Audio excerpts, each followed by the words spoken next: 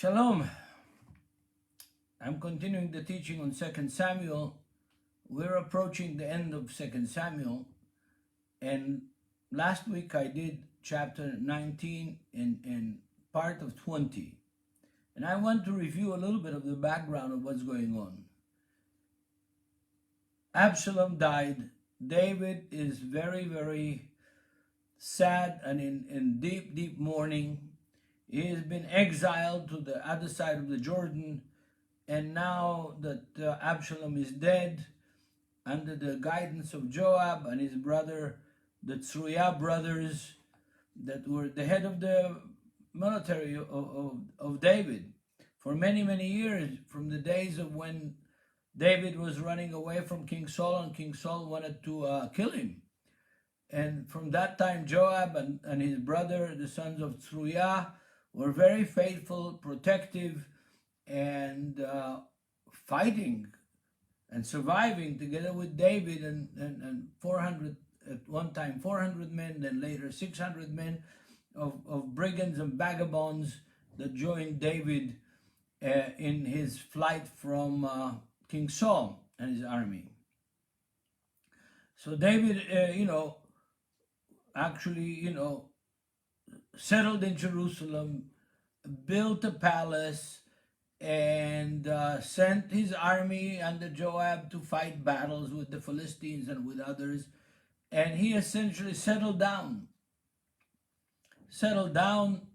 had the affair with Bathsheba, had the first baby that was born before Uriah the Hittite died in battle and on Amman, Jordan. And so David is, in these last chapters, still God is not in the picture, and he's looking for peace and quiet and time to, I guess, enjoy life. I don't know what. Enjoy life. He allowed Absalom to run wild and to judge the people and to make offers and to raise a rebellion against his own father. And David became, kind of tired, to say it in the simplest way. And now the seeds of the biggest problems in the history of Israel are being sown right here in chapter 19, 20, 21 of 2 Samuel. The king is occupied with himself, with his wives, with his palace, and he sends Joab and his brother and several Gentile tribes who have joined him. Some of them are Philistines, and to do his fighting for him. And I'm in verse 1 of chapter 20. There was a troublemaker by the name of Shevach, son of Bichri, a Benjaminite. Remember, King Saul and his family are from the tribe of Benjamin. So this Shevach ben Bichri is actually from the same tribe of King Saul and his family. And he happened to be there. He sounded a trumpet and shouted, "We have no share in David, no part in Jesse's son. Every man to his tent, O Israel." So he demoralized the 10 northern tribes, and they listened to Shevach ben Bichri, pack their stuff, leave the battle line, leave the area of Judea and Jerusalem and the Philistine plains, and each one returns to his tent. So the men of Israel desert, verse 2 of chapter 20, the men of Israel deserted David to follow Shevach, the son of Bichri, but the men of Judah stayed by their king all the way from Jordan to Jerusalem. In other words, David is now returning to Jerusalem from Jordan with his armies, and only the tribe of Judah is staying on his side.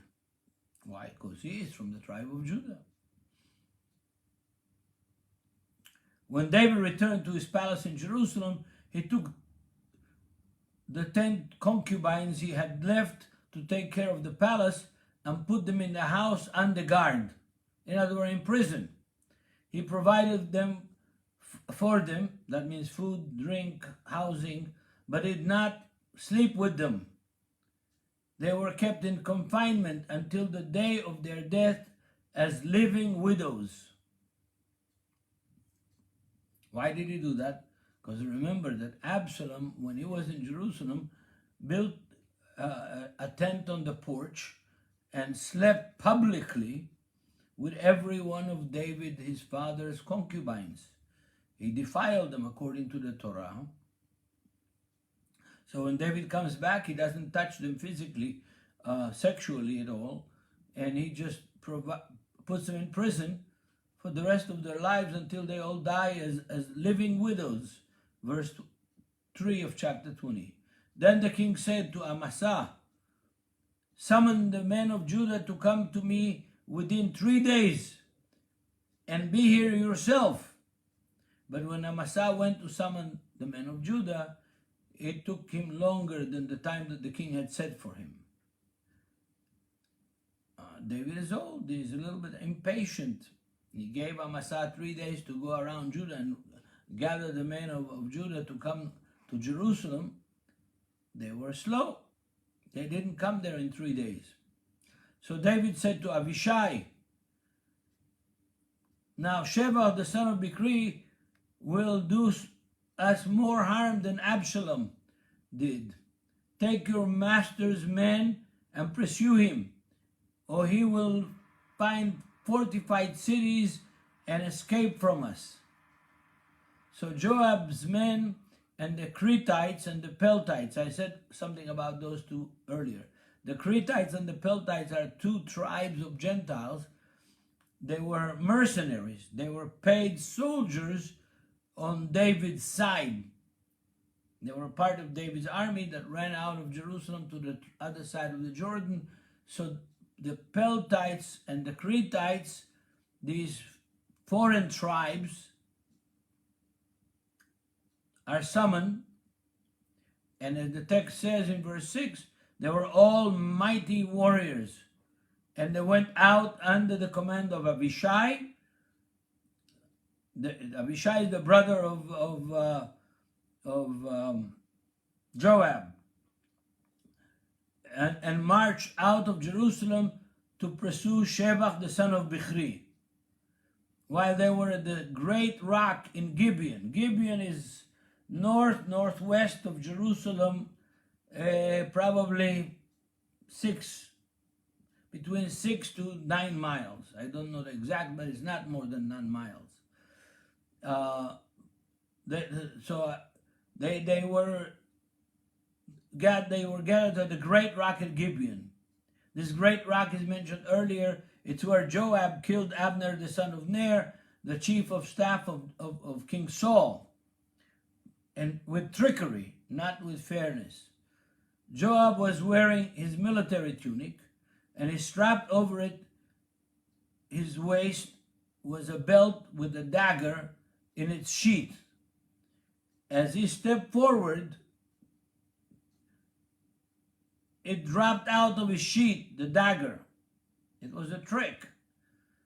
Verse 9, Joab said to Amasa, "How are you, my brother?" Then Joab took Amasa by the beard with his right hand to kiss him, or as if to kiss him.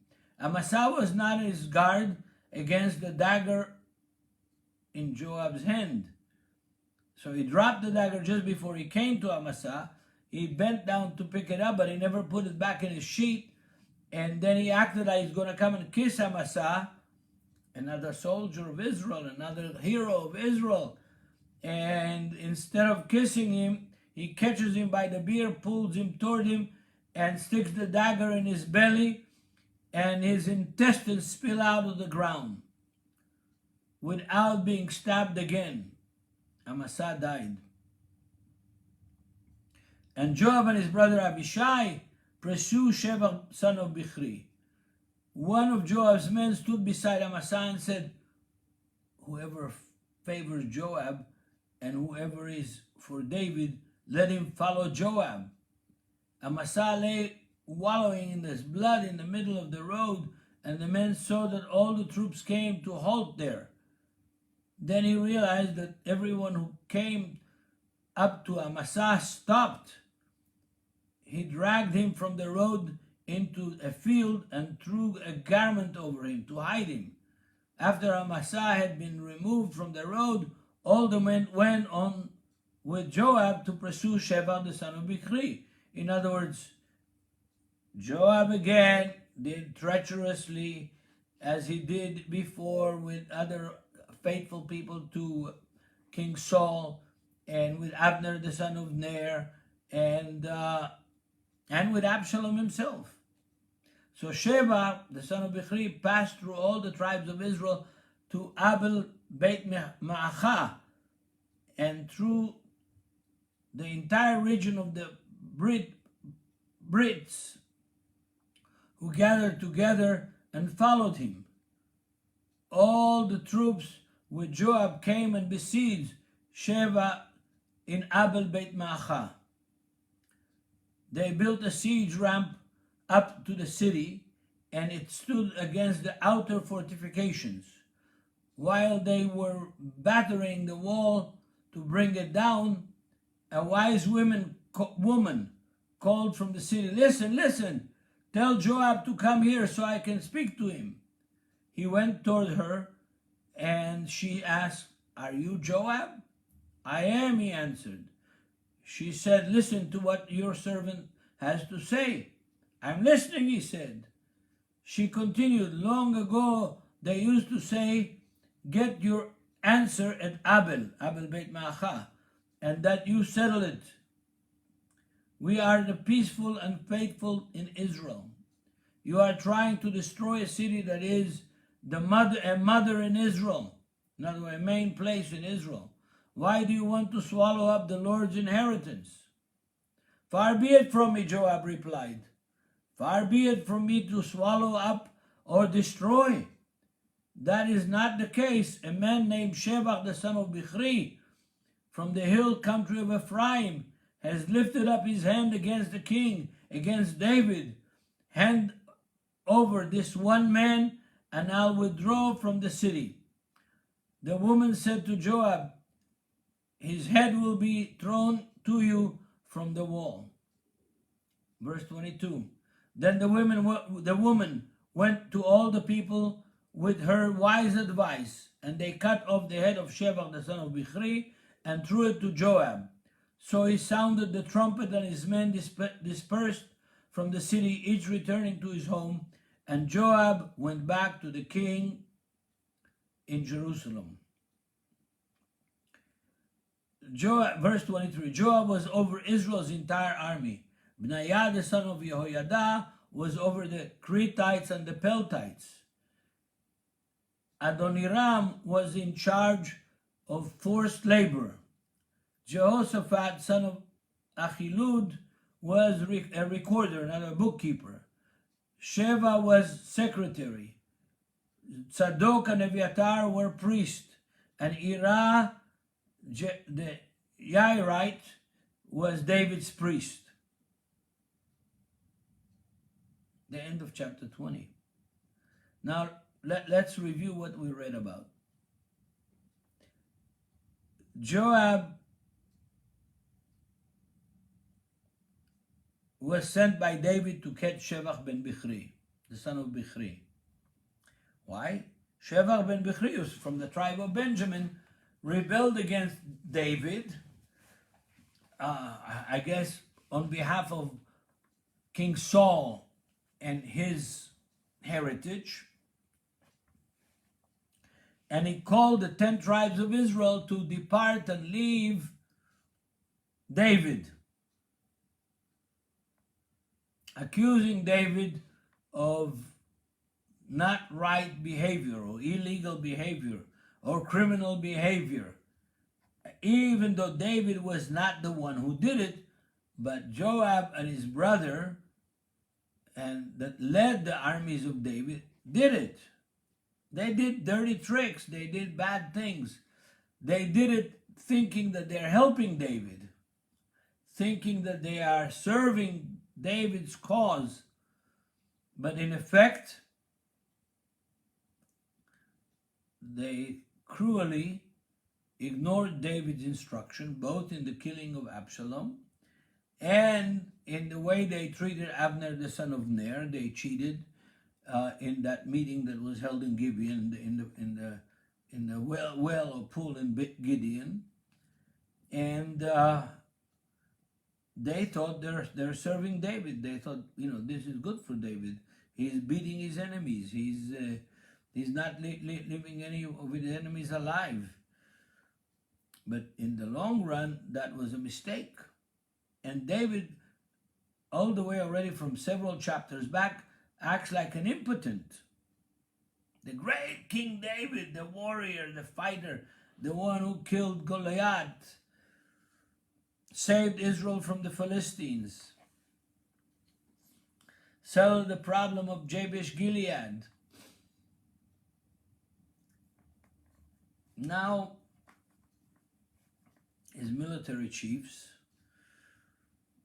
are doing what they want, what they think is wise, not listening to the king. It's not the David that we have in our mind. He got old, and his own staff is taking advantage of it. Yes, that's the situation. That's what happens to people. When they get old, that's what happens to them. The young people take over, and sometimes they think that they're wiser than their old leaders. And that's what's happening here again. David wants to get Shevach ben Bichri, who led a political rebellion against him and neutralized the armies from the 10 tribes of Israel and sent them back home. But on the way, Joab kills another general that was, convinced by Shevach ben Bichri to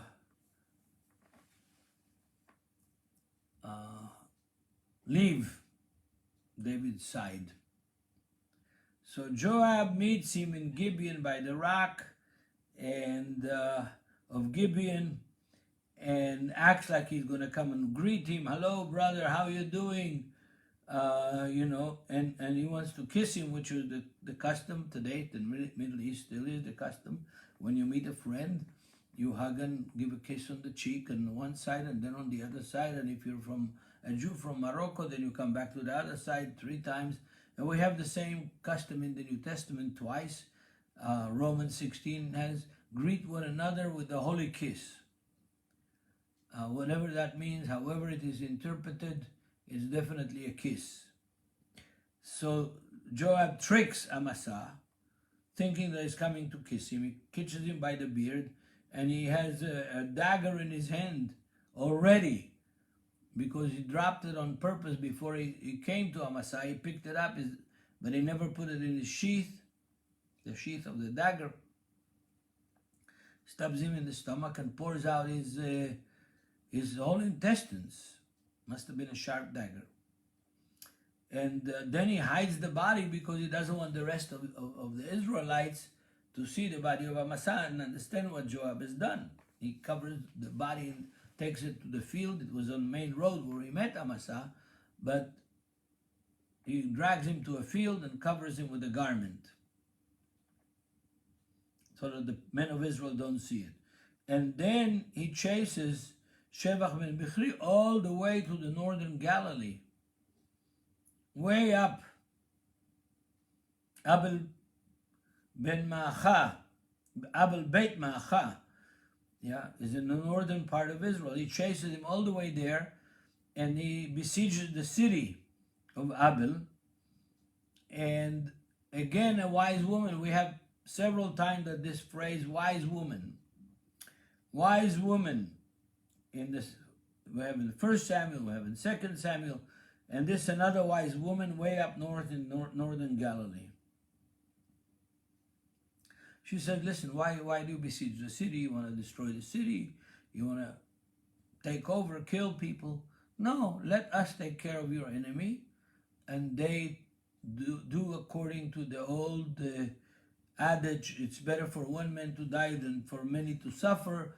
That's what the high priest said about Jesus in the trial in front of Pontius Pilate. And this woman has the same paradigm. We will hand over the head of Shevach ben Bichri. You leave us alone. And Joab agrees. David in all this time, folks, is not in the picture.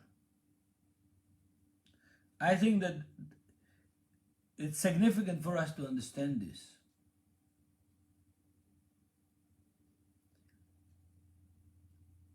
David essentially, after his sin with Bathsheba, we hear nothing about him and God.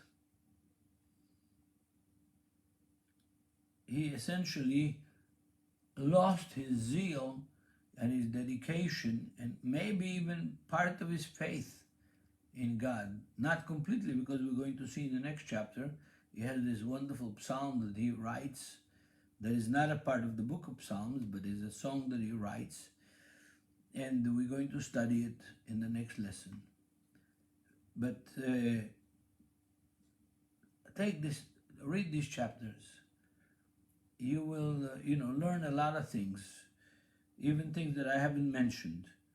Meditate about it, because what we are having here is a picture of decay, of loss of governing power, of staff like Joab and his brother, the sons of Zeruiah, who essentially take the law into their own hands, disobeying the king, thinking that they know better what is right and what is wrong for the king himself. And these things, folks, are a continuous problem.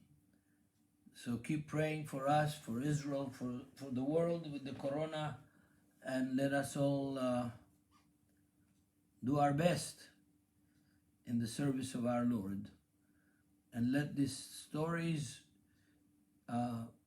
get into your mind, your heart, and influence your spirit to understand what's going on, so that we don't have to repeat in our modern day, in our local communities, in our churches, that kind of behavior, which is, much to my regret, it's pretty standard behavior in the political spheres that we live on. So may God bless us all. And we'll go to chapter 22 in the next teaching.